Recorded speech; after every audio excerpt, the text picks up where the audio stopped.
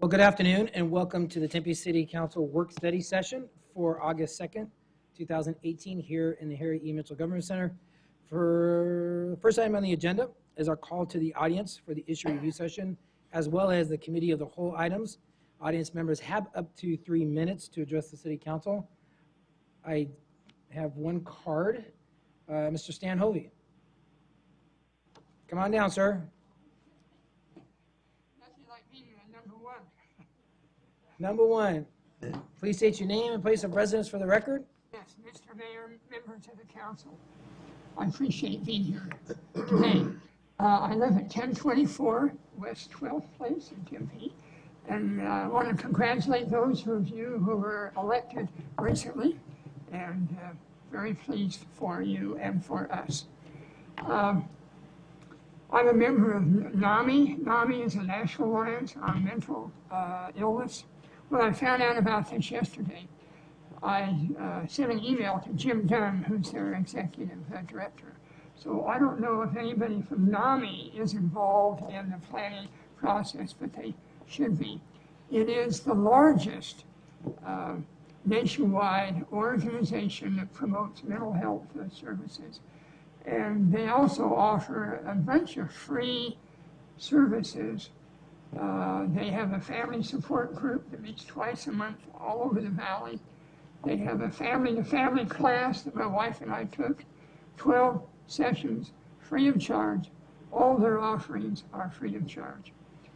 I've also invited people from Mercy Maricopa to be here because they are the ones who manage the public mental health system in Maricopa County. And we have two of their representatives are here this evening. So they can tell you more about Mercy Maricopa, what they do, how they interface with tariffs and all the other agencies that provide services in Tempe. So I would hope that you would involve them in your planning process as well as official representatives of NAMI. NAMI stands for the National Alliance on Mental Illness. So that's basically my message. I'm glad that the city is looking at the issue to identify how well we're doing, gaps in service providers, how you can partner with a bunch of partners to make it better. Thank you so much. Thank you. This is a public comment period. Is there anyone else in the audience wishing to address us under any of the items listed on this agenda? Could you please get my attention? Seeing none, I'll close that portion. Next item is our issue review session. And the first item on the issue review session is our strategic management and performance-led budgeting. Cecilia and Rosa. Good afternoon, Mayor, members of the City Council.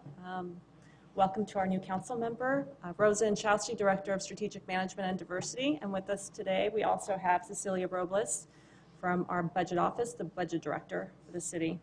So tonight we would like to present our strategic management update along with performance-led budgeting, hence why Cecilia and I are both here today. So just a quick update as far as what we can expect in this presentation. We would like to update you on the revised, removed, and proposed performance measures. As you may know, the strategic plan for the city does not get revised, changed, or altered until the mayor and council have the final approval. And that's what we're doing here today. So we try to give quarterly updates as much as possible. Additionally, we have a new model to introduce, acceleration model, that will hopefully show you how we can accelerate some of the performance that we have in the city, and performance-led budgeting regarding how we can lead with performance in mind first with budgeting, especially with the council's input ahead of time. So just to take a quick step back in history as far as what's occurred in the last 2 years. It's been a fast-paced 2 years since 2016. In March of 2016, the Strategic Management and Diversity Office was officially established, and we went to work. The mayor and council identified your 5 high-level council priorities, And then we asked the departments to identify what goals could advance these priorities of creating a safe and secure community, quality of life for our community, financial stability, and so forth. The departments started to work. What I thought was very impressive is we worked across departments to look at what our goals were within our departments. So we noticed culturally silos being torn down as far as understanding what our budget office needs to accomplish, what our police department needs to accomplish, and so forth. So once we identified as departments what we wanted to put forth as far as reaching your safe and secure communities and forth your pillars, as I call them, your 5 council priorities, we needed to identify where we were with that goal, the baseline, where we wanted to be, which is really the target, and more importantly, what are we going to do to get there? And then we went to work on a dashboard design, and the dashboard design, as you will see in the protocol, in the portal, is really a way to communicate to the public and to each other within the organization how well we're doing. I also think the byproduct of a dashboard design, it helps us visually understand where we want to be, and visual tools are very, very important for us. We understood, too, that this kind of data-driven organization takes time and training. Strategic Management 101 was created for the workforce, and it took place right here in this council chambers. We actually went to department staff meetings and wherever the departments needed us to go, just to communicate and start training our organization on this data-driven governance. We also looked at bringing back the employee survey. We hadn't had an employee survey in 14 years. This council was very interested in finding out what the employees had to say as far as engagement. Last time we had a survey was in 2002, and I'm happy to report we had about 76% of our workforce participate in that employee survey. And now that employee survey is altered between years. Business survey 1 year, employee survey the other. The community survey stays every year. And now I'd like to turn it over real quick. Just in 2016, our partnership began with the budget office. Thanks, Rosa. So historically speaking, the concept of strategic priorities and issues is not a new concept, and one that we have performed at the City of Tempe for many, many years. Some of you may recall in the distant past, in the 90s, there were strategic issues teams that existed and were tasked with identifying priorities and issues and developing action plans. It sounded very good. It was great thinking at the time. There was a disconnect, though. The disconnect was that all that great thinking didn't align with any allocation of resources, so the two processes were disjointed. So back in 2016, at your direction, the council asked that we set aside some funds, specifically $250,000, if you recall, for the purpose of jump-starting, if you will, a strategic management program. If you recall, some of the priorities that you deemed important at the time were homeless initiatives and the launching of the open data portal. The reason that we didn't align the budget process with that mid-year one-time strategic management process was because the timing was off. So the one-time money did not coincide with the timing of the budget process. So essentially, the budget process had moved along already, and it was too late. But nonetheless, your desire to jumpstart the program took effect. We refined that program, and now they're aligned, and are continually refined and aligned.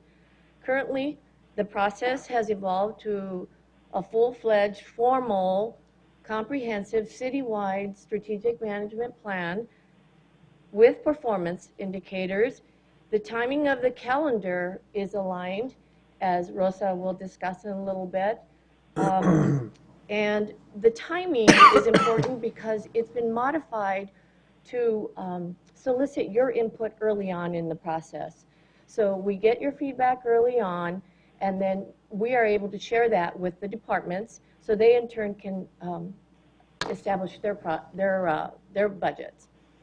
So then we will have a very refined strategic priorities program aligned completely with the allocation of the resources.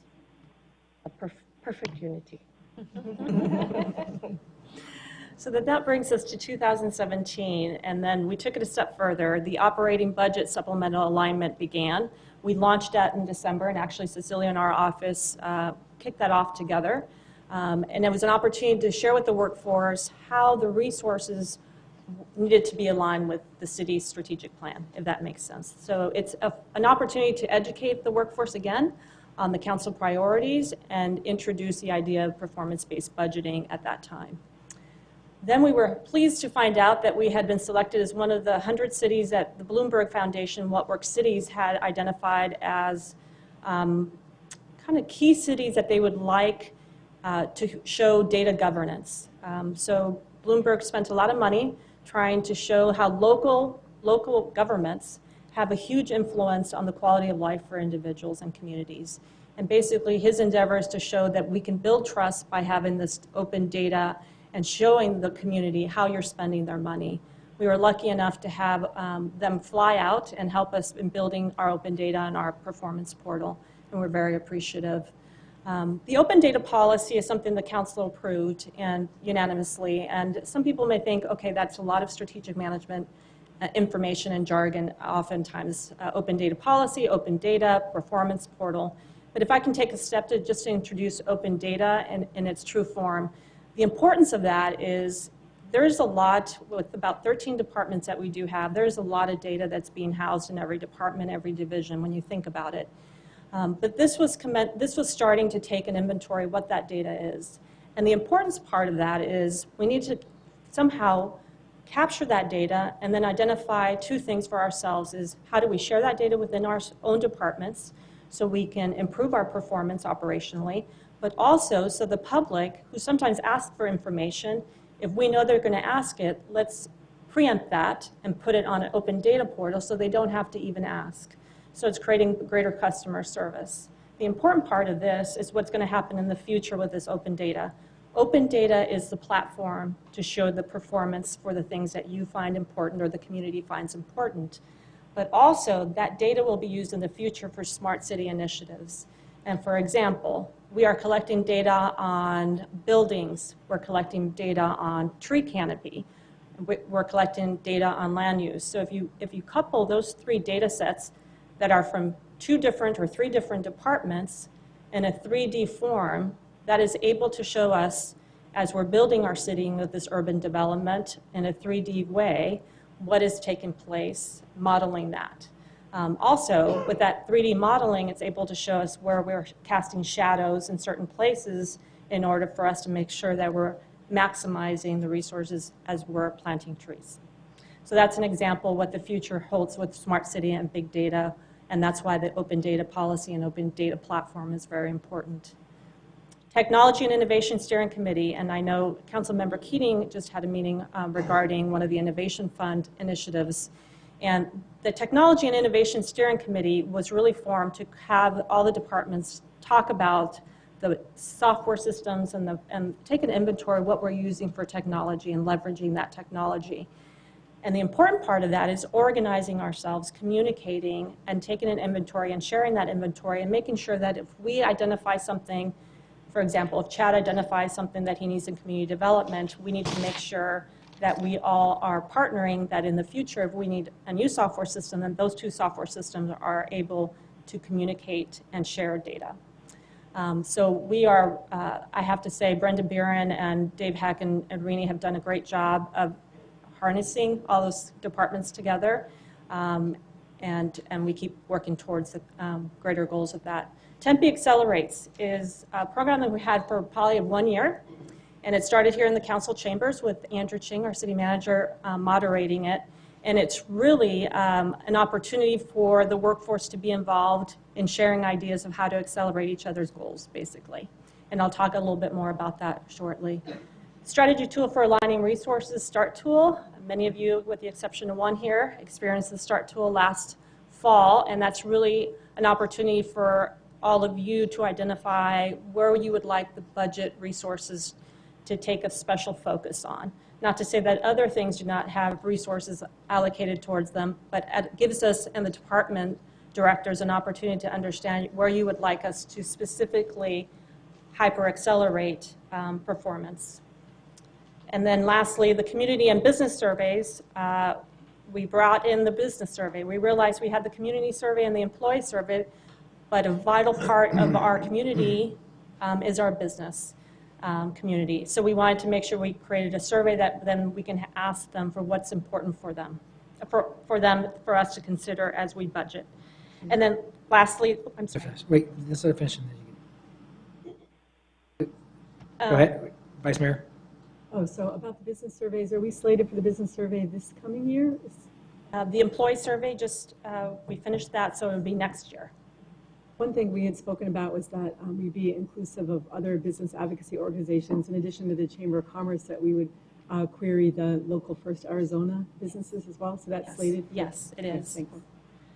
We reviewed the video and we took notes. Great. Yes. The Innovation Fund alignment, the Mayor and Council gave clear direction that the Innovation Fund also should be aligned with the council priorities. So as you can see, every aspect of this organization operationally has taken consideration your priorities and what the community needs.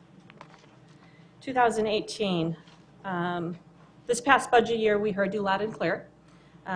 You want to know when will certain performance measures reach their target. We candidly said we weren't there yet. We had baselines, we had targets, we had current ratings as far as where people were with their performance measures, but that we would eventually get there.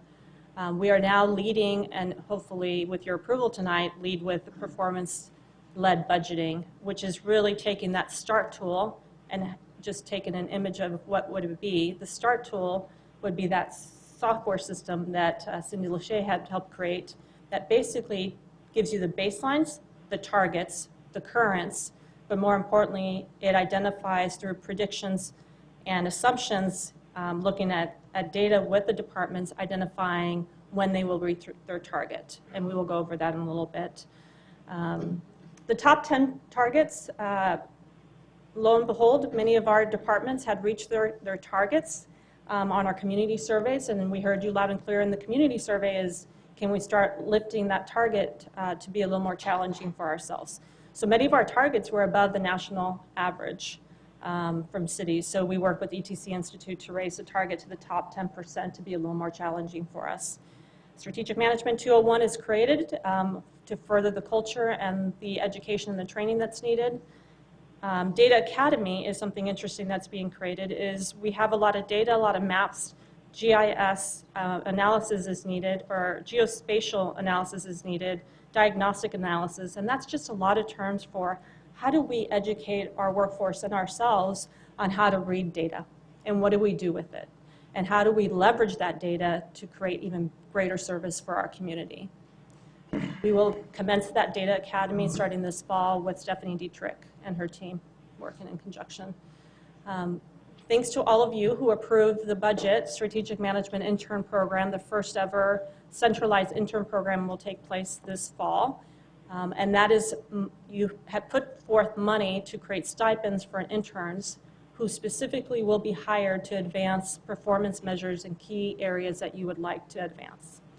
And we will partner with local education institutions to identify the best interns to help us work on that. For example, if it's homelessness or if it's tree canopy, but we would have an intern dedicated to that department to work in advancing that. We're very excited about that. Cross-cutting approach is an interrelationship between performance measures. So one of the things that we realized, you created the 5 high council priorities, and then we went to work, and there's a lot of performance measures under those. But just as we ask our departments not to work in silos, we have to realize that our performance measures sometimes complement one another from one priority to another. So if you can picture your high 5 council priorities as pillars, and all the performance, there's 99 performance measures under them, we decided that those cross-cutting approaches help us advance greater, higher opportunities for our community. For example, we created those cross-cutting approaches in 2017, but National League of Cities has recently piloted a program that I think some of you might be involved or applied for, Cities of Opportunities to Healthy People Thrive in Communities. So one of the things National League of Cities is saying is encouraging their cities to think about these cross-cutting approaches as ways to partner and advance higher opportunities. So one of the examples we'd like to show you, specifically this is our performance portal. Stephanie Dietrich, along with the city, had started identifying these cross-cutting themes. And interesting enough, one of the cross-cutting themes that we've identified, just to show you, saving lives would include fire response times, high-risk occupancy facilities, poverty, and Vision Zero. So those are things that are not just typically in one silo. Advancing multimodal city, of course you would expect to see in a multimodal city, cross-cutting theme would be traffic delays and bike thefts. You know, no one wants their bike stolen when you're trying to traverse a city. But also what we need to think about is the comfort level of our community as they're going through our city, traversing. So thinking about tree coverage, and also the most important also is our most vulnerable, people with disabilities. How can we make it comfortable for them to be part of that multimodal transition? One of my favorites is producing positive outcomes for youth. You all approved a lot of performance measures that naturally showed a lot of efforts towards positive outcomes for youth. So it might be things as achieving kindergarten readiness or third grade English language, quality of community services. Who doesn't want their child in productive community activities after school or before school? But also equal pay. There's a gender pay gap, and who doesn't want their daughters having fair wages in the future? So it's really leveraging those cross-cutting themes. So as I mentioned previously, TempeAccelerates is something that is a data-driven collaboration. And this actually, we were talking about this with Bloomberg about the success it had in New York and Baltimore with their CompStat. And that's really where it originated back east. And looking at how they can have kind of a group think and invite people to look at the most challenging issues, but looking at the data to address those issues. The difference is their CompStat was really about high-level officials looking at those issues, not really inviting the front line as much as we would like to here in Tempe. So we decided to create this just a little slightly different, and I always say it's looking at the inclusion as an innovation for our organization. And I'd like to show you this introduction that tells you a little bit more about TempeAccelerates.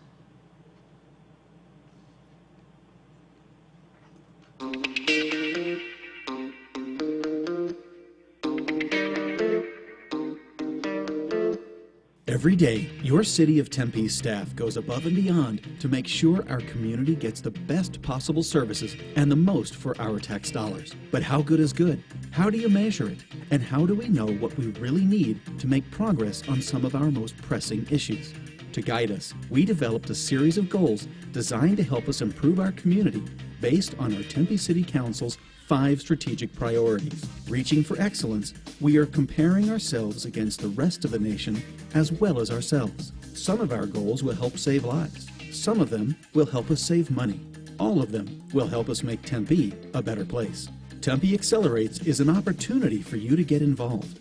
Hear what city staff and community partners are doing to reach our goals.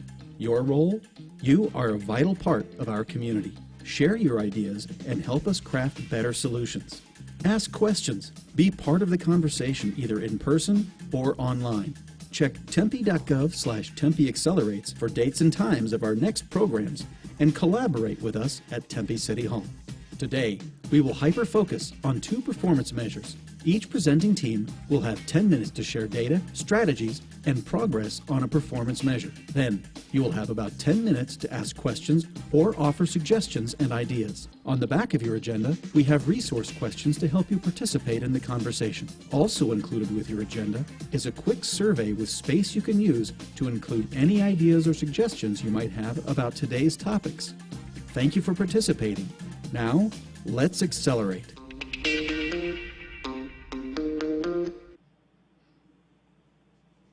So for the past year, it's been the workforce. We've invited the public, but our focus this coming year is to really get the community more engaged with this. In fact, we had a community member today that said he had heard about it through one of your Facebook pages, so I appreciate that. So we're really looking to have the community share with us. The byproduct of that also is for them to understand how we're spending money and how we're performing, and hopefully building trust with our community. Yes, Vice Mayor? So I looked up the TempeAccelerates schedule for the fall. Are there going to be any events that are in the evening or on a Saturday so the public, it can be more accessible to the public? Yes, that is exactly what we're working on. Looking at to see where we would have them, what would be, work with Nikki's team. Chris Baxter is going to be working with us on the marketing. Also the digital access, so folks can't physically be there, and how they would be able to send in questions live. So we're looking at some of those things also. Thank you, yes. Proposed performance measures. We have, as I mentioned, 99 currently performance measures. 31 have been revised, 17 proposed, and 13 removed. And that's just the national attrition of some collapse performance measures. These proposed performance measures have either come from you at this table or directors who have asked for them to include some new performance measures. And they will be included in the START tool. So the acceleration model that we had briefly mentioned, and I'd like to show you a demonstration of what the acceleration model could be. So when we talk about, now that we have some goals or performance measures, baselines, and targets, it's really asking ourselves, how soon can we get to the target? Thank you to Isaac and Ed Bond for always stepping up and willing to work with us to showcase the first examples. So PQI, pavement quality, as we call, achieve adopted standards of pavement quality indexes to a citywide average rating of 70 or higher, which is good. And there's a lot more information on the portal. So currently, if we continue with the trajectory of the budget that we have allocated or we're predicting for pavement quality, towards pavement quality, we are predicting that we will achieve our target in 2028.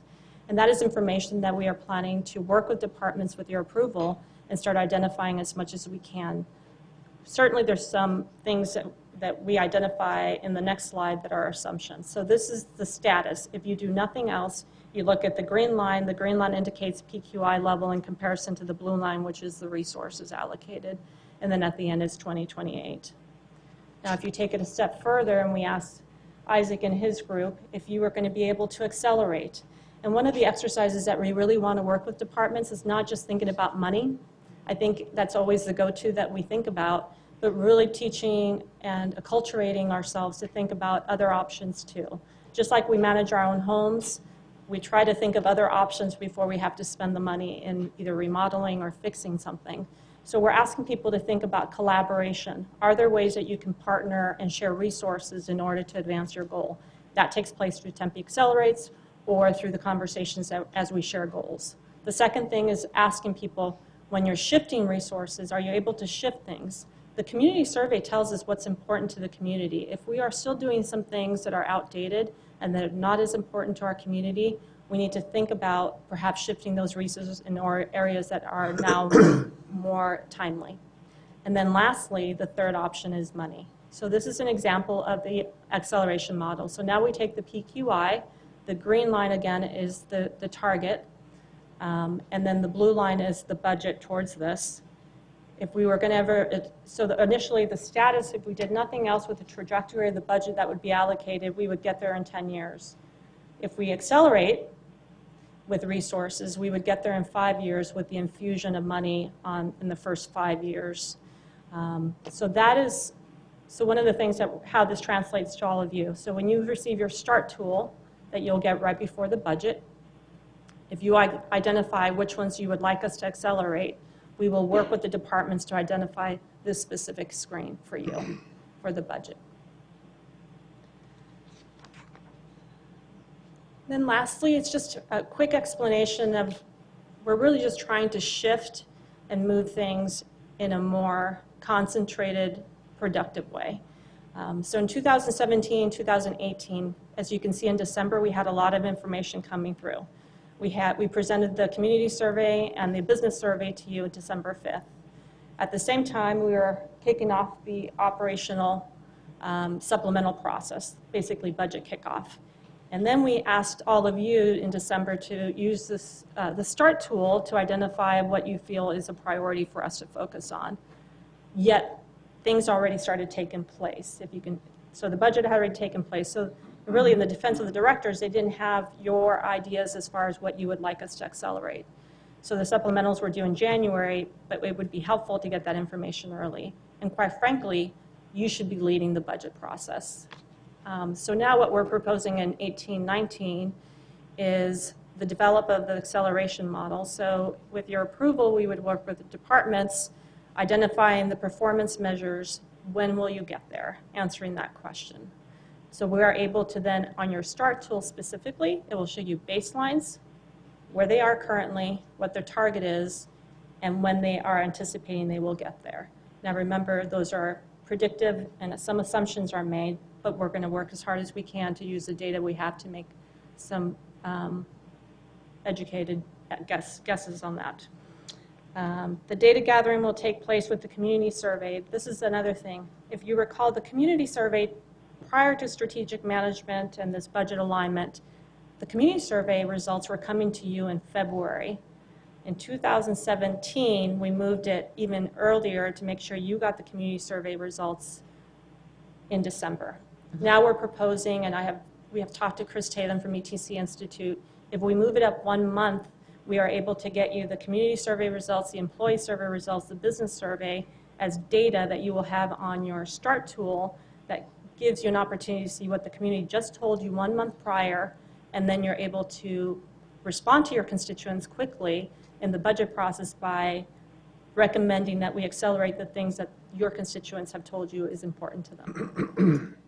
So we are suggesting that we move up the community survey and the business, or the, well, we just conducted the employee survey, but the community survey 1 month earlier. And I did mention that Chris Tatum says it will not impact the results of it 1 month early. It's not like we're trying to do this in the midsummer when everyone's gone. Robin?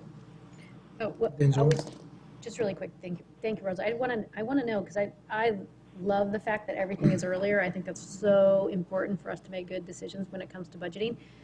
I'm not really sure how this works, if it works through the departments or through supplementals, but how do we incorporate the 311 calls? How do those get integrated into what some of the concerns may be, or some frequencies of certain things that we're hearing? Is there an opportunity for that? Is it already worked in within the That is additional data that we can absolutely speak to Elizabeth and Kim and figure out how we can incorporate that data. Absolutely. But so far, you guys are doing a really great job. So Cool. I got a couple more comments later, but. I did. No, I was just going to say thank you. First off, the information and the data collection that you guys have been doing has been tremendous. I mean, it's helped us with the opioid crisis and things like that, just to have questions ready, answers, kind of statistically figuring out, what programs are working and try to really kind of allocate money and resources properly, because that's what we're trying to achieve. I think the whole goal is how do we really achieve where we're spending our money and how effective and efficiently. And when we do these community surveys, obviously in the business and the employee surveys, some of the things that just seems like it's percolating to the top is our core value, our public safety, our public works, our infrastructure, things like that, that we know we're expanding. We know we're getting bigger within the downtown area. We're feeling the effects. And so I'm really, really worried about we're behind the 8 ball in terms of the public safety aspect, in terms of public work aspect, to see the fact that we could use this information that you're showing us to strategically find out where we need to be by a certain period of time. I really want to see that information, because I think this council really needs to start focusing on those values, because we got to enforce our foundation, in my opinion. I know we do a lot of stuff on the outskirts, but our foundation really has to be supported even more now.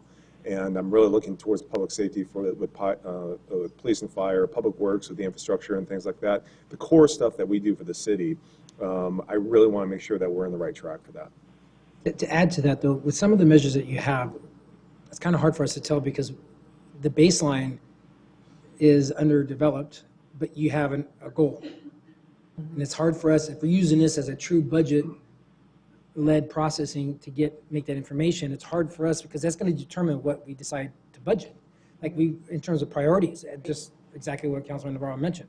So if what are we doing, it's kind of hard for us to do that. And if you can help us with that, because there's quite a few that are the baseline is underdeveloped, but then we're having 90% goal or 100% goal on some of them. And that doesn't help us in terms of, because in a perfect world, we would like to have all of these met, which leads to my next question is, when we're looking at these measures and specifically the goals, there's realistic goals and then there's aspirational goals. And some of them, one that just sticks out is pretty aspirational. I mean, you would like it to have 0%, but it's really, is that really reachable? Is it really realistic? So your first question, absolutely. The underdeveloped is many of them, we are the trailblazers, if I may say. These departments are really trying to take on some things that perhaps the data isn't available regionally or nationally, and we're trying to figure out how we have the data. That whole open data platform is crucial in getting the data right. The last thing we want to do is publish anything that we say, well, we were iffy on the data. So the underdevelopment, we're taking very seriously, and we will go back to those departments and try to figure out how do we get that baseline identified. It'd be helpful because then it's hard. Then we're like cherry picking as a council. Like, okay, we have our strategic priorities, but then we're looking at certain measures. But if this underdeveloped, we have a 100% goal or a 90% goal. What's realistic? How do we know how much to put in there? Because we don't have an endless amount of money. No, agree. And can you answer the next question? I just want to chime in on your part. Okay. I was going to wait, but this directly relates to what you said, Mayor. I agree. I think there are goals and then there are aspirational goals. And I'm not a huge fan of the aspirational goals. I mentioned to you this countless times now, Rosa, because it's hard for me to put my hand around why they wouldn't all be. So right now we've got aspirational goals as it relates to accidents, drug use, homelessness. They're effectively impossible goals to reach. They're admirable goals, but they're impossible goals. But yet we don't have an aspirational goal for crime, right? Like we should be a zero crime city. That is not realistic. So we need to set goals that are relative to peers and relative to industry standards. And so I agree with you, Mayor. I think fewer aspirational goals and more goals that we can say, look, we want you to be here by 2022 or 2020, and if you're not, you need to have made it really clear to us what you needed, and we need to have been the ones who didn't provide you the resources necessary.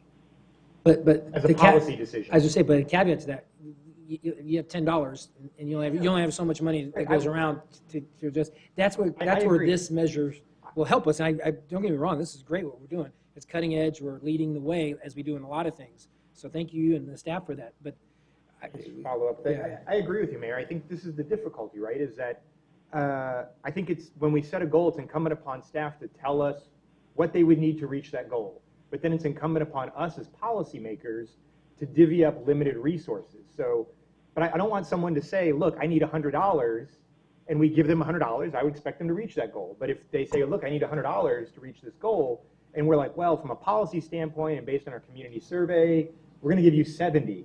Well, then that's on us. And we tell the person, like, you told us what you needed, and as a policy decision, we decided that police or fire or bike theft or 20-minute cities or whatever the case may be, but that's a policy decision. But I'd rather see them ask for the full amount they need to reach that goal, as opposed to some sort of aspiration. I have no idea what the number would be if they actually requested enough money to have zero homeless.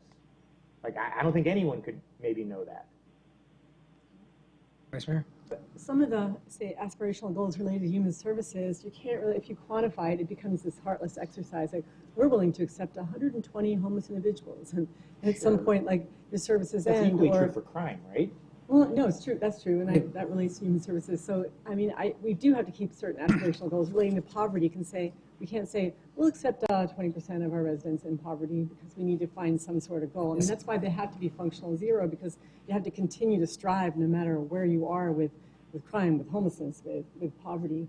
So those have a different sort of category than when you're talking about 10% of what the national average is for pavement, that kind of more technical kind of. To that point, how can you develop or adopt a goal if you don't even understand what the baseline is? You adopt a budget. Right, that's what I'm saying. Like, you could say, community services, you're never going to have enough resources for community services. We're never going to have enough parks, because you're always going to want more parks. I mean, at what point, so the question I ask staff and my colleagues is, if you don't have, in order to get a goal, you just throw a number out there. Sure, it'd be great if it was 90%. If we could fund 90% of all human services needs. Well, how realistic? It's not saying that you don't think it's important. It's also saying, like, if you don't have a baseline of where we are in human services needs, how do you even come up with a goal? And to be honest with you, if you look at what we're doing for community services, we're 75% above what our other peer communities are doing right now, and it's still not enough. Andrew? I'm just going to, in addition to what Rosa and Cecilia have already said, is we understand that the difficulty of any budget exercise is exactly what you're talking about, and what Council Member Granville talked about is this sort of balancing of competing priorities. We understand that that's a policy decision. What we're trying to do is to assist in that by having the departments work on exactly what you're talking about, which is you have to set baselines, you have to talk about targets. How do you balance aspirational goals, the things that are more qualitative than quantitative, and use that in a meaningful way to help make budgeting decisions? I think that is, in fact, one of the large challenges that we readily admit that we're still working on, and this exercise in getting to where we need to be in strategic management is not completed. I appreciate the work we've done, but I think we fully realize that there is probably some sort of interim strategies and sub-goals that are going to help us along the way to demonstrate progress towards functional zero, towards vision zero. Understanding we may never get there, but as long as we have some baseline acceptance that whatever slope that we're currently showing that we're on towards that goal is acceptable within parameters that council understands and adopts and tells us and directs staff to get to that place in an interim sense, be it 3 years, 5 years, or whatever, that those trajectories that we create and we can demonstrate with the sorts of visual tools that we're working on can be, I think, over time as effective for your more softer qualitative goals as much as it is for the quantitative, if we can blend the two together. I think that's what we're working on. Believe me, I wish we had all the resources in the world to hit 100% of every single one of these measures. That's our goal. In a perfect world, we would have enough resources to do some of the things that we're outlining that we have identified in our strategic priorities. And we know but and we're very grateful for what you're doing. We are cutting edge. It's awesome, and we can tout that for every award possible.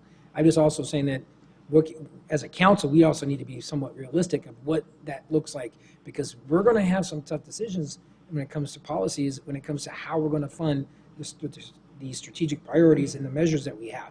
And that's all I'm saying. I'm like, just pointing that out because, no one wants, we would like to have all 100% for most of these strategies, these measures. Joel?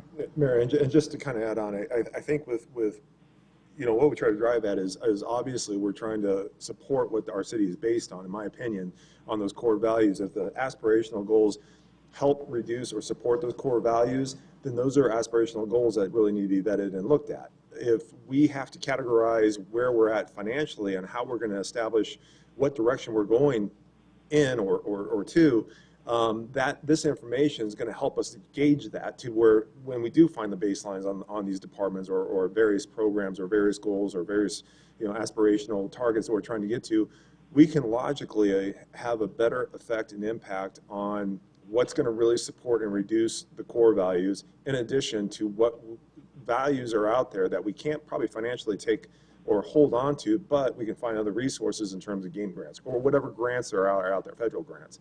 So we have the information and we have the package to actually be shovel ready, so to speak, if we ever needed to.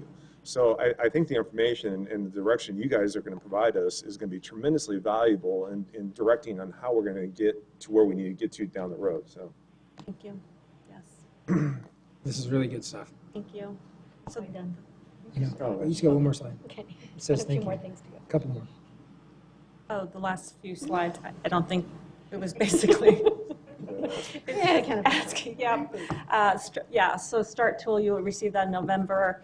And then we will take that to the departments in December, and then they will assemble supplementals that the city manager will review, and then get back to you for the budget process with your approval.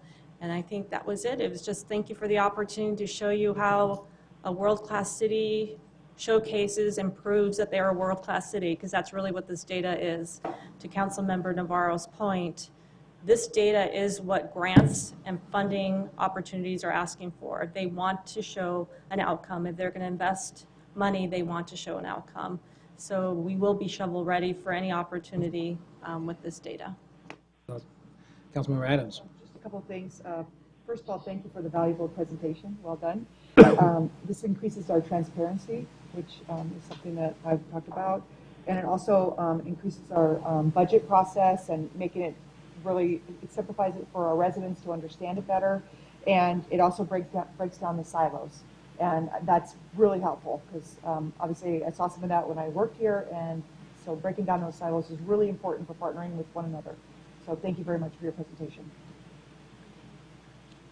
Yes, Councilman or Vice Mayor Cubey. So when we achieve a goal, and there's sometimes when we do this, can we also put in that achieve and maintain? You do that sometimes, but for instance, in 3.12, Municipal Equality Index, achieve, because it's already achieved, maintain. And there may be others like it. I was just noticing that. I mean, obviously we want to keep it uppermost in mind.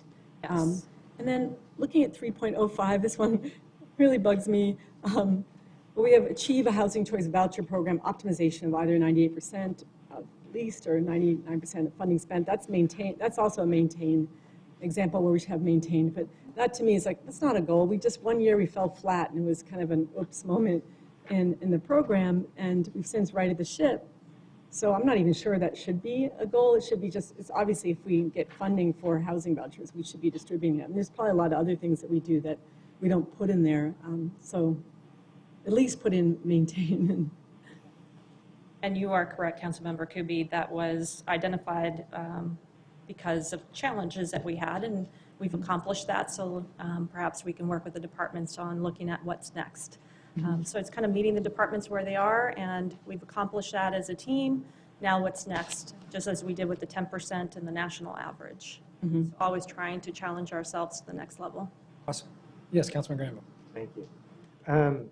Just a couple that I had in my notes that I'll mention if any other want to chime in, of course. The first one was for the 311 hold times. I was really glad to see that goal. I know it's been there a while of having a goal. I believe it's 100% or the calls answered within 90 seconds. 90 seconds. 90, yeah. I think there should be a second one though. I think it's 60 seconds. 60 seconds. 60 seconds. 90% within 60 seconds. You would like the 100% to 90 seconds. You know, if I thought briefly about just holding a timer here for a minute, just so you see exactly how long a minute on hold feels like. It feels like an eternity. But that's okay. If that's the goal that staff thinks appropriate, I'm fine with that. But I do think a second goal that's a 100% goal as opposed to a 90% goal. Because let's say, for example, we meet our goal and that 90% of the calls are being made in 60 seconds. But 1 out of 10 calls is on hold for 7 minutes. I think we would all agree that 1 out of 10 people being on hold for 7 minutes we don't meet our goal, right? That there's a 60-second goal for 90% of the people, then that remaining 10%, I think we should have some goal where all of those calls have been taken, even if they're calling at the busiest part of the day. And I think 90 seconds is probably that number, but whatever number council or staff comes up with, I would be supportive of. Before you do that though, can you find out, and any measurables, if we're going to add certain things to it, What the cost would be. what that staff time, but more importantly, see where they are. They may be where you're talking about. They're at 98%. They're at 98%, and you're asking for a lot. I mean, I'm just saying they're at 98%. Is that where they are? Yes. For English, Wow. almost 99.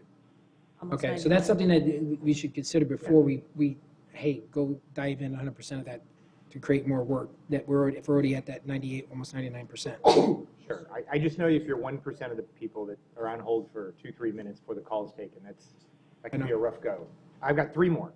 Only when the graffiti goal got lowered, it used to be 1 piece of graffiti, or 0.25 pieces of graffiti per mile. and it got changed to 1 piece of graffiti per mile. And I asked why the standard got lowered to 1/4 of our previous goal. And the answer wasn't truthfully a great answer. It was easier for the public to understand 1 piece of graffiti versus 0.25. I understand the desire to make it more understandable, but there's a couple of ways you could have done it. You could have said 1 piece of graffiti per 4 miles, because that would still work out to 0.25. And then you wouldn't have lowered our graffiti goal on us. Additionally, I think sometimes it's unfair to say, Sean Young, he's probably not here right now, but actually when he was the one who set this up as the way we measured graffiti, he actually had a set dimension of what a graffiti size was, which is how he could have partial pieces of graffiti. Like a graffiti was 1 yard by 1 yard, and that was counted as 1. So he might actually see a small piece of graffiti, and when he was counting them, he actually counted it as like 0.25, because it was really a square footage calculation, not a, thing. So if you didn't want to do 1 piece of graffiti per 4 miles and not have lowered our goal, you could just as well do it as a square footage amount and say no more than 3 square feet per 1 mile or something like that, and then you haven't lowered our graffiti goal on us. The other one is, there was a goal about jobs, adding jobs, which I understand why we have that. Certainly we want everyone in Tempe to have the best chance of a high wage job as possible, and competition does that. But it's a tough one to get behind when the housing goal isn't ready yet. So every time we add 100 jobs, the assumption is some of those people that work at those jobs will want to work in Tempe. And they didn't build more houses for them. You mean live in Tempe? Yeah, live in Tempe, right. And so you add 100 new jobs, and let's say you can pick any number. 5 of those people or 50 of those people don't want to commute out from Chandler. They just want to live in Tempe because it's a great city. But we've added no more new housing. That is the housing crisis. And so I think that other goal that we're still waiting on that talks about the right housing mix, that is the horse, I think, and this is the cart.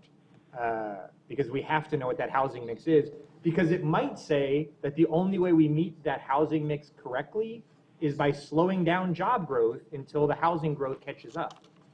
Goes back to being realistic.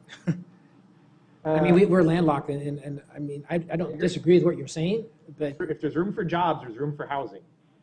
Oh, no, not necessarily. Zoning, there's a lot of things to consider. There's zoning, yeah. Build houses. I really think the housing side of it is the goal that the sooner we get that, the better we can make better choices. Because we're getting zoning stuff all the time, every meeting. And every meeting I'm kind of deciding. But not all zoning is zoned for residential. Exactly. An affordable housing impact statement is My one of the understanding is tools. the housing index sure. is coming forward in retreat. And then the last one is, I might have just missed it because it's a thick packet. I didn't see anything about sort of a lighting burnout ratio in parks and places like that. That's one I would love if once a year we just did a survey and just paid someone to drive around and look to make sure that 98% of our lights are working. Street lights, park lights, volleyball lights, whatever the case may be. Mr. Mayor, Yes, Lauren. sorry, go ahead. Whenever. Lauren? I'm just not sure that should be direction, or maybe we should talk about Well, that. 'cause that none of could these be are a really- directions unless it's the majority of the council. Other people chime in. Because that could be a really labor-intensive thing, and that's mandated reaction from hearing reports about lights burned out, and there should be more that once there's a report of a light burned out, that it's replaced within a certain amount of time, but to go and do a survey of all the lights, it just seems like. Well, we do a survey of all the houses right now for code enforcement. We do a survey of all the businesses. To all the houses? No, we do a every house? sampling. Statistical sampling. $500. Yes. Wait, That's what it was. Robin, then you.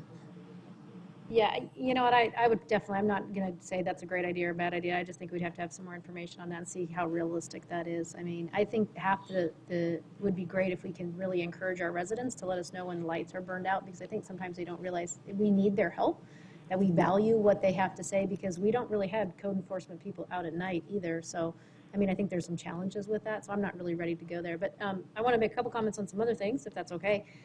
I'm wondering, because I got to tell you, I love this. You know, you guys love data. I like it a lot, and I think this is a really great way for us to make decisions in the future. And I just want to give a shout out to everybody that's out there that worked on this and say thank you guys so very much, because I know, you know, Rosa and Cecilia, you guys are the drivers and you've done a lot of this work, but it doesn't happen if the staff doesn't buy into it, the department heads and people within the departments. So thank you for doing that. I know it's been time intensive and a lot of work, but I will tell you, I know it's going to be very valuable to the decisions that we make in this council and the transparency it creates for our residents. I think it's a win-win situation, and I just really want to say thank you, thank you, thank you for the work that's gone into it from everybody that's here, because I know you might be a little annoyed by it every time they maybe call you, but I will tell you, it is very, very valuable, and I just want to say I really do appreciate the work. So thank you for that. I'm wondering if one thing is when we see this, because you can see how much work and how much changes and how it's evolved, because I think of it as totally a living, breathing document, is can we show growth within the document? Like, so you know how we're just showing one, you know, the baseline and then the target, but can we somehow indicate what that growth has been? Do we actually have to click on it to get to it, or can it be part of the initial screen, you're saying? Yeah, right. I'm just kind of wondering We what can you speak think to about Stephanie's that, group and because Open Gov, I think yeah. growth is important, right? So you might look at it and say, oh my gosh, you know, that's a really big gap, but if you could see how far we've come, you know, maybe we'd have a little bit more appreciation, I think, for the work that's gone into where we're at. Because Just show the previous year on the packet. or something, yeah, wherever Yeah. wherever we started. I don't know what that looks like. Right, to I'll have leave an it up to the indicator. professionals, yeah, Right. for what you guys think, but I think that would be a really great thing to do. You know, I just got to say, I love this. I think it's really great, and I really do appreciate the work and the time, and I think the more input and data we can put into it to really help us make clear, precise decisions moving forward is really beneficial. So taking the ideas of maybe, you know, the 311 calls, or maybe there's, you know, calls for service that continue to be similar, that may need some attention. However we can incorporate that, you know, I will leave it up to you, but I like the idea that you're open and flexible, so I just want to say thank you for what you guys do. I really appreciate it. Councilmember Adams. Robin covered it. Okay. I was reading your mind. So we're good. Now, there's been some suggestions, but is there consensus on any of the items that have been mentioned? I don't know if there are. Are you guys okay if they talk about the 311 calls somehow? Somehow incorporate that Yeah. as a standard? Is that okay? That was the one thing. No, nobody really said anything. It was just something. Councilmember Granville? I agree with, I'm trying to remember now to say Councilmember Arredondo Savage's point. I would just like to see, and I think I mentioned this in my feedback when I sent my sort of Monday feedback in, where we have a baseline, just another thing next to that that shows just the previous year or the previous something, because honestly, until I saw that made up chart about pavement quality index year over year over year, I didn't actually know how much we were improving or not improving. And you know, in a perfect world, I would go to our website and I'd check it all the time. I don't. You know, I look at this document once a year, and so just not to expand the document much, but I agree with you. Just maybe one more line or two more lines. Which is a function of us doing it for several years. We just don't Yeah, have, yeah, we haven't right. been We doing don't it. have the As data we- to back it As up. the years go on, we'll have, Bill? you'll see trend lines start. Yeah, like the appearing. water bill, exactly. Yeah, absolutely. Councilman Adams? The pavement isn't made up. Nope. Right, those are real numbers. No, it's Right. not fictional, that's real. Okay. The speed up numbers were. I don't even read fictional books, yeah, that's real. Real numbers. I think where we have the data, we'll provide that data, basically. Because we're starting this new. Councilman Navarro? Yeah, Mayor, I just want to make sure, I know we talked about it on the public safety, public works side, when I talked about the core value stuff, on our projections on where we need to be with our growth within the city and where we're at with our police officers, where are we at with our firefighters? Where do we need to be after we hit certain benchmarks, 5, 10, 15 years? Because I want to know, and then, you know, with those things, or public works, infrastructure-wise, things like that, what do we need to have? Because there's this, in my opinion, there's this glacier of things that happen. We say we need a police officer here, here, here, but then underneath the support staff and everything else that goes underneath it, I need to know too. So, because all those things are related effects to that growth. So I really need to know where we're going to be at on those core value things, and I hope the council can be behind that. Good, that's good. All right. Mayor, just to follow up, the consensus on the burned out lights, I wasn't clear. No, No. just coming back with information or no? Okay. Maybe Some could we info. just get something in a Friday packet about how we currently determine that? Okay. I mean, if we have a measure, for all I know, staff's already figuring it out a way to check it from time to time. Or is it reactive, proactive? Is there a survey? I mean, that would be at least a starting point of the discussion. Perfect. That'd be great. Yes, Councilman Cubey, or Vice Mayor We have Cubey? consensus that Graffiti if we've goal. achieved it, we should say achieve and maintain Yeah. consistently. Yeah, achieve and maintain, that's fine. We have the 311, the graffiti goal to look at perhaps going back to another way of describing that. It's not really changing the goal besides Well, you perhaps did going change back it. I at wanted it to go back to the way to it was. one, okay. You lowered our graffiti goal. And then we're, I don't want to do that yet. Yeah. I'm not really sure why. Okay. Let's maybe we'll get keep the graffiti information. goal as is that consensus? But it is. But can I, Councilman Granville? but to go to your point though, we don't know why we lowered it either. That's what I just said. I Yeah. wouldn't make a change right here. I'm not the professional. They obviously worked to create that goal for some reason. I want to be respectful to that. Sure. If there's a rationale, I think we should hear it. Okay, then let's hear the rationale then. I mean, because the rationale of we're lowering the graffiti goal so it's easier to understand probably isn't a great rationale. Perhaps I can arrange for staff to do a presentation at an upcoming council meeting to talk about graffiti, either here or at a regular council meeting to do a presentation, and they can speak to what their goals are, perhaps. You can do it in your management report. Co-compliance presentation coming up anyway, that's yearly, and that could be included in that? Is there, Yeah, I mean, that's usually, when is the which- next one? I don't know for sure when the next one is going to be, but you're right, I believe that is. That's always a big chunk of that presentation Sure. anyway. If we change the graffiti, isn't it 1 per mile? It was a quarter per mile, but a quarter of a graffiti per mile. And what we try to do is, obviously, when we try to create these dashboards, we want to make it relatable and for the community to Right. understand. And maybe there's another way for us to So we're saying accomplish 1 that. per mile now, as opposed to a Part that was quarter? confusing me is why not simply change it to 1 per 4 miles if you're Yeah, just but trying to it- make it clearer. That makes sense to me, actually. It's keeping us I'm sure they involved. can tell us one way or the other. Just Figure tell it us. out. Okay. I'm sure there's a reason. Yeah, there's a, We either just have it- explain it. Part of code or, Explain it when the code comes up. Or if it's too far out, do a Friday memo. okay. And then the housing index, we identified that that's coming to you in a retreat, and then I think that's it. Okay, thank you. Thank you very much. All right, next item, census, 2020. It's that time of year. You remember when there was a 2010 census discussion? Wasn't Who was it? There was somebody that was like a citizen that was the main one who spearheaded it. I used to sit in the audience. I don't remember who that was though. I think it was Don Casano. The guy It's who Don was Don Casano. Well, we're doing the same thing. We're gonna do this, we're gonna get a committee together with your help. Yeah, I have a suggestion. Okay, we have Nikki and Elizabeth here to explain the census and why is it important, other than we're gonna get hopefully another congressional seat based on the census. Yeah. Mayor and Council, Nikki Ripley, Communication and Media Relations Manager. And Elizabeth Higgins, Chief of Staff to the Mayor and Council. Elizabeth and I are here to give you a brief update about the 2020 U.S. Census, including some basics about what will be happening and some information about the Volunteer Complete Count Committee that we hope will be appointed to help Tempe count all of our residents.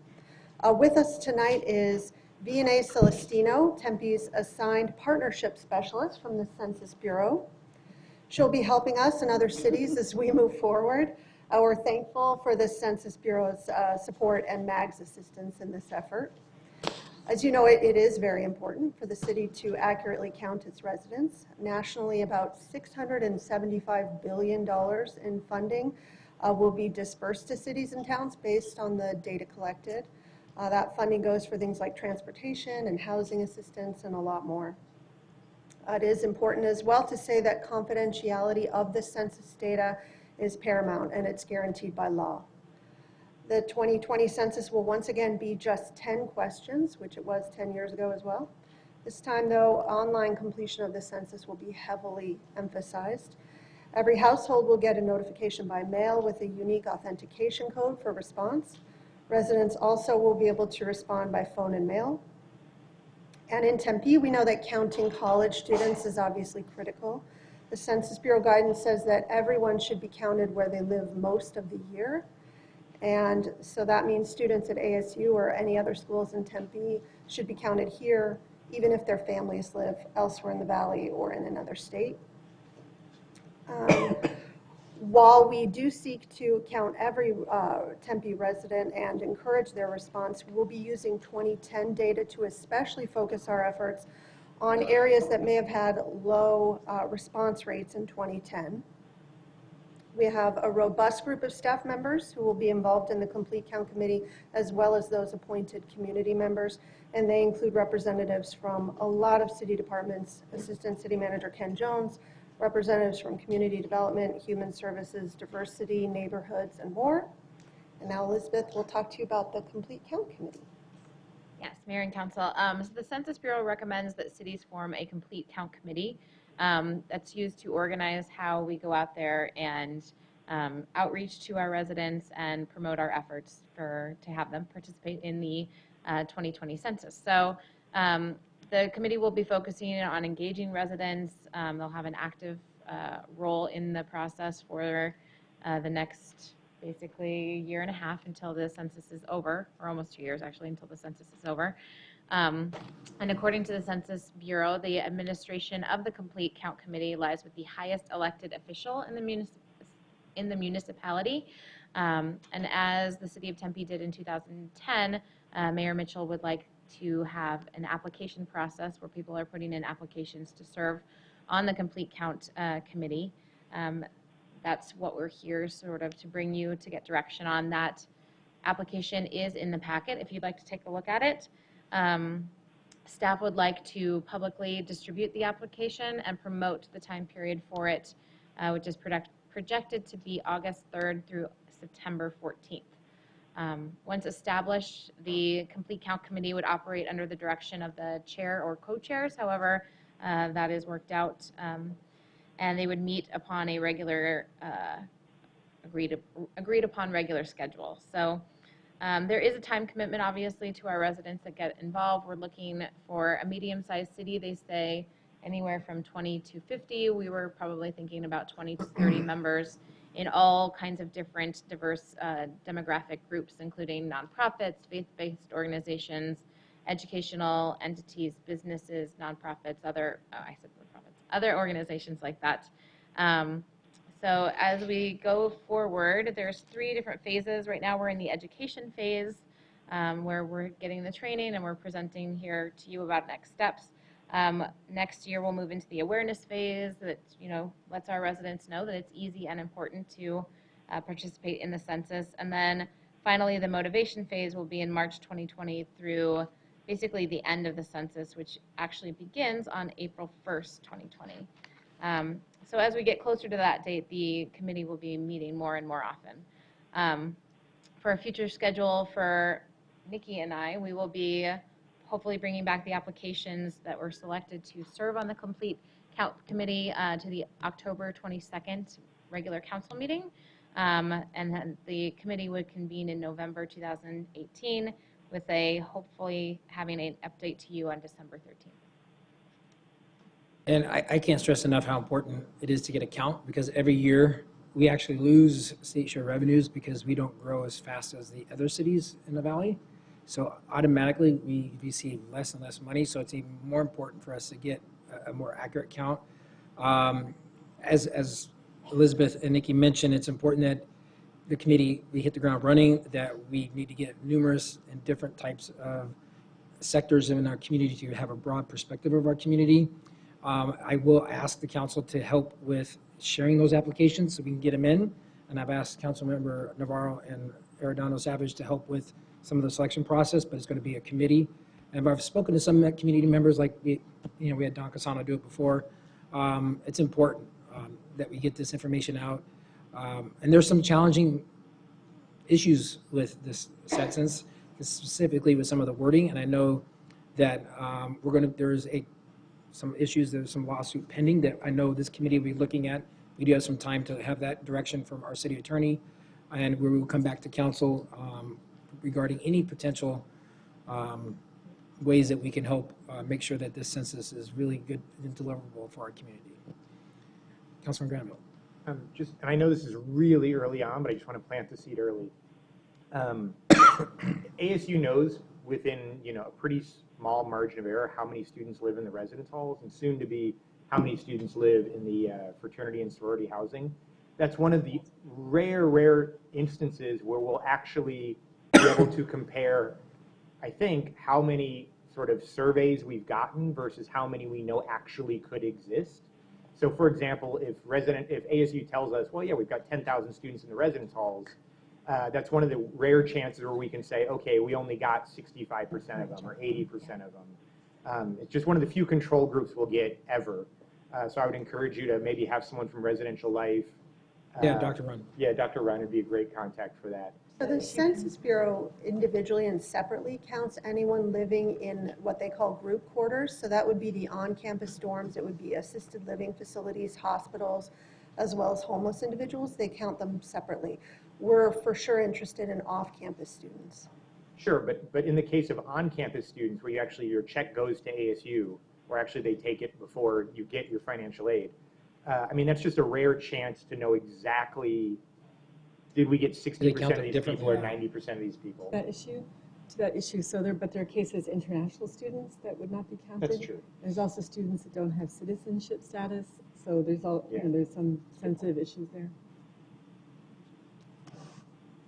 Okay, any other questions on this? Is it good? Is the council okay if I help form that committee and get your guys' help to make sure we get the application out, and then once we receive it, we'll convene Councilmember Navarro and Robin Arredondo Savage will help us submit those applications, and then we'll create a chair, we'll come back to the council, and then we'll also talk about any particular potential issues that could be moving forward. Yes? A couple of things about the composition of the committee. I think it's important to, thank you for mentioning the schools, but consider having somebody from geography, a human geographer, someone who does demography at ASU. That might be a valuable expertise. And then, Is the council good with that? Pardon? Do you know such a person? The council okay with that? I'm not sure if she's, No, there's a number of people. The school districts actually do have a demographer, Yeah. and they have to do it on a regular basis, so I think the schools. Someone with Good. Okay. No, Tempe Union, Tempe L, I think they all use the same demographer, but they definitely have a Good. demographer report, it would be Some really of the important. nonprofits we're working with through Equity in Action might be good candidates for seeking somebody on the committee. And I have a Okay, question. that's So good. if there's the same number of questions, 10, but then there's this additional citizenship question. So what question got dropped? That's interesting. We could get back to you. I don't know right offhand. So as you all probably know, Phoenix is one of the litigants and there's dozens of cities that are suing the federal government, and about the question about U.S. citizenship, and realizing that could be really, it could really jeopardize our federal funding in so many projects. So that's a topic of discussion we'll probably have to have at some point with our city Absolutely. attorney. Like you Yeah, said. we need to have that conversation with Judy if we can. Once you get the committee formed, that's when I think we should, the sooner the better. So we really need your help with the applications. Okay, we will certainly that. bring back some information. As I understand it, the next hearing is in October, so we can provide information to the council. Okay. And opportunities perhaps for us to somehow be helpful to the litigants. Right, exactly, just to let you know what your options are with respect to filing amicus or joining or that type. Okay. We're good to go? Great, thank you. Thank you. All right. Any other future agenda items? Yes, Mayor, I have Yes. one. I'd like the Animal Welfare and Protection Working Group to look at some items, if the majority of the council supports that. One of them would be the closing of the East Valley Animal Shelter. I'd like to work with the city manager to work with neighboring cities to try to mitigate some of those effects, see if there's anything we can do about that. Okay. Another would be the process and the code behind the barking dog ordinances in the city. Just kind of take a look at the code and the process behind when we get those complaints, what exactly happens moving forward, and maybe there's some room there to make some changes as well. Is the council good with that? Yeah. Okay. Yes, Councilman Granville. Well, just on an update on how the bike corral's going, I was at the 4th of July event, I think most of us were, and it was not staffed and it was not used, and that just seemed like a prime opportunity, so maybe some explanation about why, maybe that could be something for the upcoming bike group as well, about you know, that RFP and how that process worked. And Isn't it voluntary? That was a Tempe leadership Leadership deal. it was Tempe leadership created it. Tempe Bicycle Action Group now got the RFP to staff it. They're not paid, and That's what I said, it's voluntary. Right, but I bet for $500 they would do it. I mean, because right now, for example, they're required to we have an event for 30,000 people. They're required to ask if they want to staff it, but if they say no, then it's just not staffed. My own personal opinion is for 30,000 people, maybe you should have to pony up $250 to staff it, or have your own volunteers staff it, whichever. Who would pay the $250? Well, I would assume whoever is hosting the event. I mean, it's the same way that you pay for trash, you pay for police, you pay for fire, you pay for, you know, barricades. You pay a little bit of money to have someone staff parking, bike parking. More fees. That's correct. But more parking. I think I'd like to have the Tempe Bicycle Action Committee look at that as a committee and offer some suggestions. Yeah, I agree with that. I mean, maybe just work with staff and come back. If they decline to staff an event, then what else can we, I mean, give us have them give us some suggestions instead of the ones that respond. What would cause them to staff that event? Right. Right. And my guess or even more. I mean, like, should someone else have the opportunity as a volunteer project because they need service hours before you go to automatically assessing a fee? I mean, it might be someone else. I mean, there's a lot of charities there's a lot of organizations that are looking for community service hours. I mean, my understanding Professionals looking for stuff all the time. Yeah. I mean, my understanding right now is that the Teabag was the only respondent to the RFP, and so that's why there isn't necessarily a backup person, but maybe there could be a process set up, you know, for just sort of an ad hoc who wants to do it thing. Right. If they say no. Okay. Anything else? All right. Now we're going to move into our next agenda items, which is the call to the audience for the Committee of the Whole. Is there anyone in the audience wishing to address us under the Committee of the Whole? We already had a community member talk about the mental health plan. Is there anyone else in the audience looking to address us on any of the other issues that are listed? Could you please get my attention? Seeing none, close that portion. First item is items that are ready for the City Council direction and status update. Is there any items that are ready for the City Council to move with direction? If not, we'll go to new items for council consideration. The Community Mental Health Plan. Thank you, Mayor. Councilmember That is Arredondo. our Community Mental Health Plan, and I just want to say thank you for being a part of it. As you can see, we've done a little bit of background work just to kind of really understand, I think, what we can do when it comes to mental well-being for the city of Tempe. The purpose really is to kind of evaluate current mental health, what we're doing in regards to services, not only from the city of Tempe perspective, but some of our outside agencies, and just look to see if, first, there's some connections, things that we can make together, if there is some gaps in services, if there's some definite opportunities or things that we can enhance. I want to say thank you to Stan for being here. I really do appreciate it, and your comments, because I will tell you that our stakeholder group is not made whole yet. This is definitely a working document in the sense of who we would like to participate, and he brought up some really great ideas with NAMI and Mercy Maricopa, and if your representatives are here, thank you for coming and being here. I think that we have realized, and I've realized too, how important and how underrooted mental well-being is within our community, and a lot of the things that we're working on. We've been talking about opioid abuse, suicide prevention, homelessness, trauma care, and they're really talking about the National League of Cities level 2. So I know the mayor and I are really excited to be able to kind of get this working group going, get a lot of stakeholders together to see what we can do to make sure that we're doing the very best that we can for our community. And I see it just, it's kind of like perfect timing, because Rosa talked a little bit about what we are doing, and I see this really fitting in as one of those cross-cutting themes, and really bringing a lot of the things that we're already doing and some of those performance measures together and really connecting the dots. So to me, it was perfect timing, and to be able to read the presentation and hear it from you guys, just, it really does make sense to be able to move forward with this. So we would love the council's permission to move forward. Okay with everybody? Okay. Yes, Councilman Navarro. Or Councilman Kitty. I think this is a great working group. If you guys have room available, I'd love to work with you on it. I think it ties pretty closely into my suicide prevention working group, so I think it's good work that the city is doing. So. Well, I totally agree. We're definitely happy to have you. I know Councilmember Adams have also, so I'll let you guys fight it out. And we're happy to take another one. Either one of you would be really great, and it'd be a great addition. So. You know what? I'm happy to let Councilmember Adams work on this group. If you still wanted to, unless you changed your mind. Oh, no, I'd Okay. love to work on it. Okay, thanks, Randy. Yeah, She's like, no, I want out. I want out. Just real Yes, quick. Councilman Navarro. Thank you, Mayor. And just, I mean, obviously, we talked about it, but the other groups that have been touching on the other issues, keep in mind, I mean, and as new groups come down the road, as we talk about other issues, this all ties in. This all ties in. So make sure that we're coordinating effectively with those other CAL groups or other services that we Yeah, provide. makes sense. Great. Thank you. All right. Next one, drought resiliency.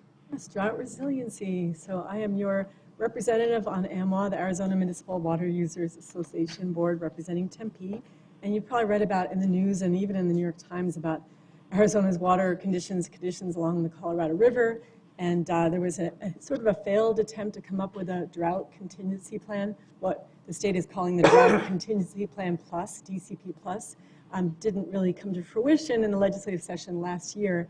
There's an added push, though, to make this one of the main foci of the legislature, of the legislative session coming up.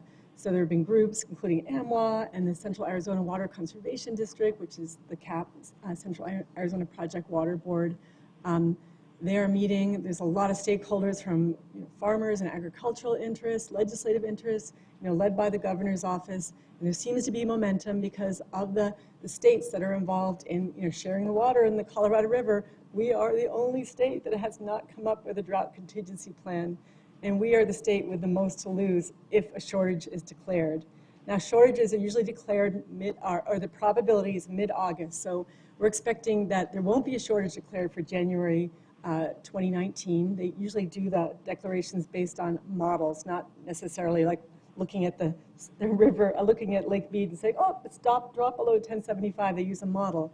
So it's looking like there won't be a shortage declaration declared, but the 50% chance of a shortage declared, which is the current percentage for 2020, is expected to be increased. So there's going to be a higher likelihood than we think, 50%, for a shortage declaration declared in 2020. This is an impending crisis in our state, and finally, we're getting together as a state, as all the stakeholders to come up with solutions. And we heard Rusty Bowers on NPR talking about how cities need to be part of this solution. And so what I'm proposing is to establish a drought and resiliency working group, and it'll delve into available data on drought protections, best practices in cities, innovative solutions that are on the horizon, and assess the likely impacts of these shortage declarations should they be declared, and assess the impacts on Tempe and its residents. So we would have a number of stakeholders, and including the Urban Resilience to Extreme Sustainability Research Network and Decision Center for Desert City, SRP, the utilities, AMWA. There's a whole host of stakeholders that will be engaged in this, and will sort of be the conduit for council to hear about how that drought the drought plan, DCP Plus plan, is advancing through the session. So we'd be the conduit of that information as well. So there was some interest, I hope, in Councilmember Adams signing on, and also the mayor signing on for that working group. So I'd ask the council to approve that working group. Of course. I think this is great. I mean, could be a great focus for us with our climate action plan as well. Mm-hmm.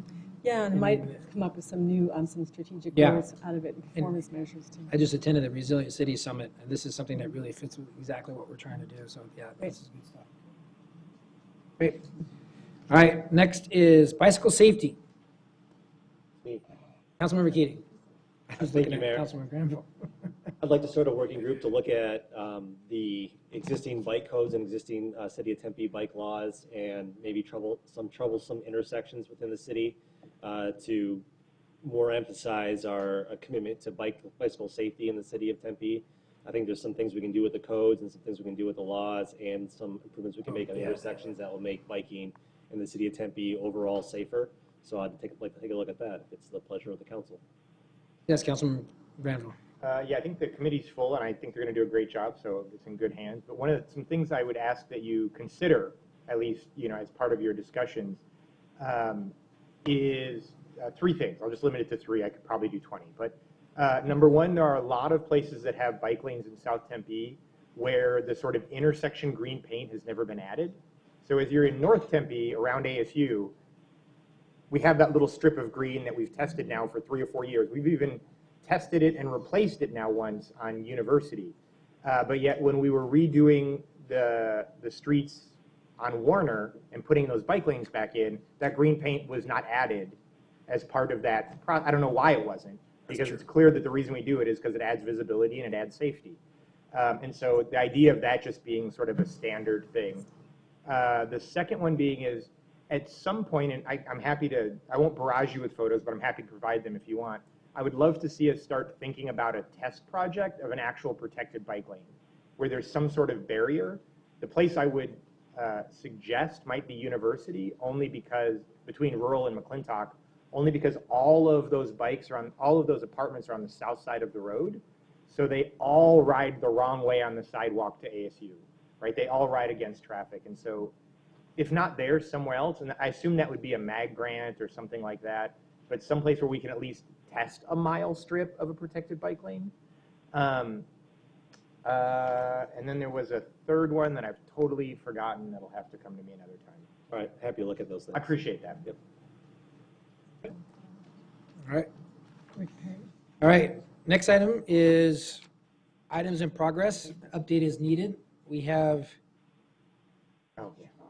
the campaign finance reform. Yeah. Councilman Kuby, or Vice Mayor, you wanted to mention that?